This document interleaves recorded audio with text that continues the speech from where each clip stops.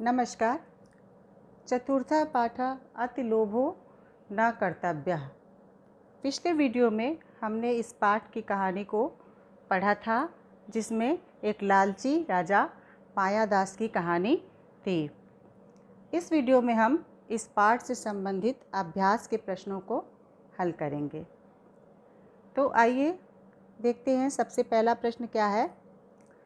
प्रश्न 1, उच्चारणं कुरुत पुस्तिकायां च लिखत। उच्चारण करो और पुस्तिका यानी कॉपी में लिखो।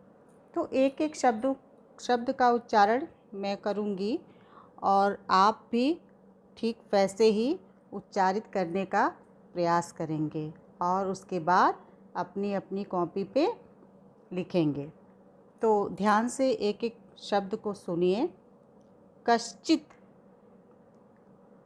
स्वस्त्यस्तु, मुनिनैवम् इत्युक्त्वा साधुक्तं समाश्वासितुं शोकेनोच्चै तत्रैव आंतर्हितः। एक बार फिर से सुन लीजिए। कश्चित्, स्वस्त्यस्तु, मुनिनैवम् इत्युक्त्वा साधुक्तं समाश्वासितुं शोकेनोच्चै तत्रैव अंतर्हितः। अब प्रश्न 2 देखिए। पूर्ण वाक्येन उत्तरत, यानी पूर्ण वाक्य में उत्तर दीजिए। प्रश्न का है, मायादासः कः आसीत्। मायादास कौन था? तो इसका उत्तर होगा मायादासः नृपः आसीत्।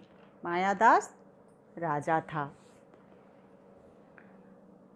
ख प्रश्न देखिए। मायादासः किम अयाचत। मायादास ने क्या मांगा? तो इसका उत्तर होगा मायादासः अयाचन मया स्पृश्यमानाः पदार्थाः सवर्णा भवन्तु इति। मायादास ने क्या मांगा कि उसके छूने से सभी पदार्थ क्या हो जाएं? सोने के हो जाएं। तो यही इसका उत्तर होगा मायादासः अयाचन मया स्पृश्यमाना पदार्था सवर्णा भवन्तु इति। ग प्रश्न देखिए। अभीष्टं वरं वरय इति कः कं प्रति अवदत्। मनचाहा वर मांगो, यह किसने किससे कहा? तो इसका उत्तर हो जाएगा अभीष्टं वरं वरय इति मुनिः नृपं प्रति अवदत्। यानी अभीष्ट वर मांगो, ये मुनि ने कहा था। और किससे कहा था? राजा से। तो इसका उत्तर होगा अभीष्टं वरं वरय इति मुनिः नृपं प्रति अवदत्। ठीक। घ प्रश्न देखिए। हंत कुमारी सुवर्ण प्रतिमा संजाता इदं वाक्यं कः अवदत्। अब ये दुख के साथ किसने कहा था कि राजकुमारी सोने की प्रतिमा हो गई? तो इसका उत्तर होगा कि इसको किसने कहा था? राजा ने कहा था ना। तो इसका उत्तर लिखेंगे हंत कुमारी सुवर्ण प्रतिमा संजाता इदं वाक्यं मायादासः अवदत्। अंग प्रश्न देखिए। किम दुखस्य कारणम। दुख का कारण क्या है? तो इसका उत्तर होगा लोभः दुखस्य कारणम। लोभ यानी लालच दुख का कारण है। प्रश्न 3 देखिए।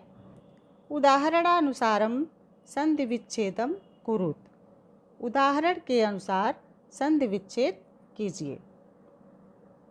अब इसमें दिखा हुआ है पूरा संधि पद लिखा हुआ है, उसका संधि विच्छेद कैसे करना है। और उस संधि विच्छेद में पूर्व पदस्य अंतिम वर्ण, यानी पहले पद का अंतिम वर्ण क्या है और अंतिम पद का पूर्ण वर्ण क्या है, पूर्व वर्ण। और दोनों के जुड़ने से क्या बनता है, ये करना है। उदाहरण दिया हुआ है, जैसे साधुक्तम लिखा हुआ है, संधि पद है साधुक्तम, तो इसका संधि विच्छेद हो गया साधु धन उक्तम।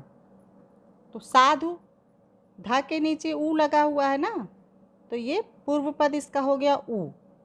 और उक्तम अंतिम पद में भी पहला जो है वो क्या है, ऊ है, तो ये ऊ अंतिम पद का भी पूर्व वर्ण हो जाएगा ऊ।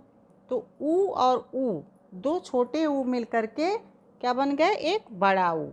तो इस तरह से सभी पदों का जो है संधि विच्छेद करना है, और इसके पहले वाले का आखिरी और आखिरी वाले का पहला क्या होगा और उसको जोड़ के क्या लिखेंगे, ये बताना है। तो दूसरा है सुंदराणि मानि, तो इसका संधि विच्छेद हो जाएगा सुंदराणि धन ईमानि। तो सुंदराणि में छोटी ई की मात्रा है, तो इसका आखिरी पद हो जाएगा ई, और यहाँ ईमानि, यहाँ भी छोटी ई शुरू हुआ है, तो दो छोटी ई मिल करके दोनों के संयोजन से क्या हो गया, बड़ी ई। इसी तरह चावदत, जब इसको संधि विच्छेदित करेंगे तो च धन आवदत, तो च में अ स्वर जुड़ा हुआ है ना, च बोल रहे हैं तो अ आ रहा है ना, तो इसका हो गया अ। और इसके अवदत में तो अ लिखा ही हुआ है, तो अ और अ मिल करके ये हो जाएगा आ, तो ये हो गया चावदत। अब इसी तरह से शोके नोच्चई, तो शोके नोच्चई को जब विच्छेदित करेंगे तो हो जाएगा शोकेन धन उच्चय। तो शोकेन न में भी क्या जुड़ा हुआ है, अ, न व्यंजन में अ स्वर जुड़ा हुआ है ना, तो ये पूर्व पद हो गया अ। और यहाँ पे उच्चय में ऊ लिखा हुआ है, छोटा ऊ, तो अ और छोटा ऊ मिल करके हो गया ओ, तो शोके नो हो गया, शोके नोच्चय, है ना। इसी तरह से सत्कारेणा तोषयत, तो इसमें दो शब्द मिले हुए हैं, सत्कारेण और अतोषयत, ठीक है। तो सत्कारेण ड़ में अ मिला हुआ है, अव्यंजन अस्वर, सत्कारेण ड़ व्यंजन में अस्वर मिला हुआ है, तो ये पूर्व पद में हो जाएगा अ, और आखिर में ये अतोषियत लिखा ही है, तो अ ये भी हो गया, तो अ और अ मिल करके आ हो गया, तो यही हो गया सत्कारेणा हो गया ना, फिर तोषियत। तो इस तरह से इसको प्रश्न 3 को हल करेंगे। समझ में आ रही है बात। अब प्रश्न 4 देखते हैं। संस्कृत भाषायाम अनुवादम कुरुत, संस्कृत भाषा में अनुवाद कीजिए। क है उसका नाम केशव था, तो उसका के लिए क्या हो जाएगा, तस्य नाम केशवः आसीत्, तस्य नाम केशवः आसीत्। ख है उसके पिता का नाम रामदास था, तस्य पितुः नाम रामदासः आसीत्। उसकी माता का नाम माया देवी था, तस्य मातुः नाम माया देवी आसीत्। एक बार वह बाजार गया, एकदा सह आपणम गतः, बाजार का क्या हो जाता है संस्कृत, आपणम, तो एकदा सह आपणम गतः। वहाँ वह अपने मित्र से मिला, तत्र सह स्वमित्रेण सह अमिलत, मिला का अमिलत हो जाएगा, अपने मित्र का स्वमित्रेण, तो यहाँ पे क्या हो जाएगा, तत्र सह स्वमित्रेण सह अमिलत। अब 5वां प्रश्न देखिए। मंजूषातः क्रियापदानि चित्वा वाक्यानि पूरयत, यानी जो बॉक्स में क्रियापद लिखा हुआ है उसमें से चुन करके वाक्य को पूरा करना है। तो क वाक्य देखिए क्या लिखा हुआ है, मुनि अवदत् अभीष्टम वरम, तो यहाँ पे क्या हो जाएगा, वरय, वरय हो जाएगा, वर मांगो, तो अभीष्टम वरम वरय। ख सह भूपति वरम, यहाँ पे क्या हो जाएगा, अयाचत। ग देखिए, तेन स्पृष्टानि वस्तूनि सद्यः एव सवर्णानि जातानि, यहाँ पे क्या भरा जाएगा, जातानि। घ तेन स्पृष्टा मंजरी सुवर्णमयी जाता। यहाँ क्या भरा जाएगा? जाता। अंगा देखिए, माया दास उद्यानात जलम। यहाँ कौन सा पद होगा? क्रियापद आनयत। जल लाया ना, तो हो जाएगा आनयत।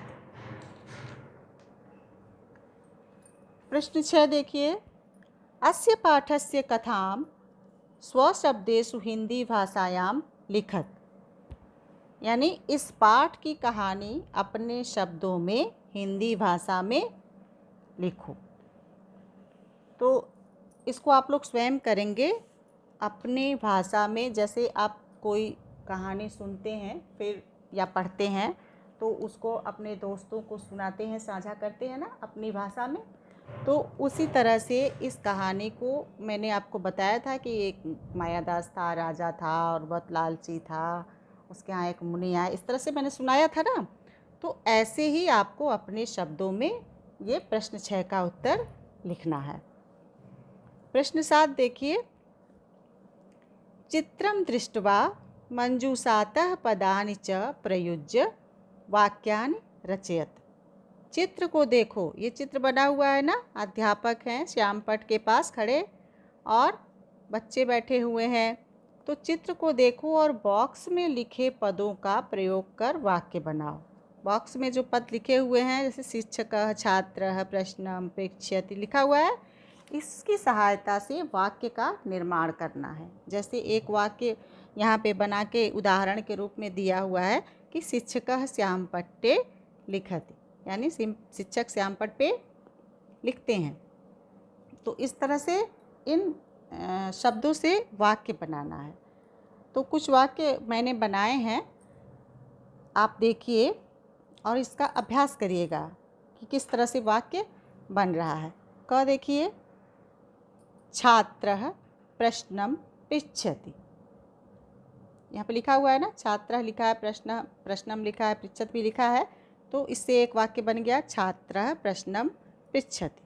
ख देखिए, छात्राः अभ्यास पुस्तिकायां लिखन्ति। ग छात्रः श्यामपट्टे लिखति। घ शिक्षकः प्रश्नं पृच्छति। अंग छात्राः प्रश्नं लिखन्ति। इसमें आपको ध्यान देना है कि जिस वचन का शब्द है उसी वचन के शब्दों को मिला करके वाक्य का निर्माण करना। यानी एक वचन का है तो एक वचन में उसको लिखाएगा, अगर बहुवचन का है तो बहुवचन से लिखा जाएगा। अगली वीडियो में हम पंचम पाठ पढ़ेंगे। धन्यवाद।